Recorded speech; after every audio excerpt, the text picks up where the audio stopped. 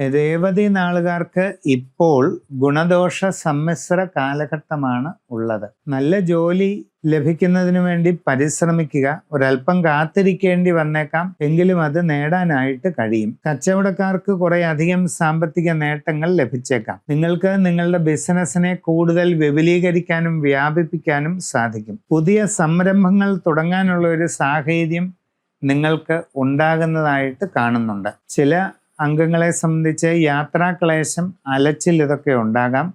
ആരോഗ്യകാര്യങ്ങളിൽ പ്രത്യേകം ശ്രദ്ധിക്കേണ്ടതാണ്. കാര്യപരാജയങ്ങൾ ഒഴിവാക്കുന്നതിന് എന്തിലും കൂടുതൽ ജാഗ്രത പാലിക്കുക. നിങ്ങൾ വിദ്യാർത്ഥികളാണെങ്കിൽ ഉദ്ദേശിക്കുന്ന രീതിയിലുള്ള പുരോഗതി ലഭിച്ചെന്ന് വരില്ല. പഠനത്തിൽ കൂടുതൽ ജാഗ്രതയും സൂക്ഷ്മതയും വെച്ചു പുലർത്തുക. കുടുംബത്തിലെ എല്ലാ കാര്യങ്ങളിലും പ്രത്യേകം ശ്രദ്ധ കൂടുതൽ നൽകുക.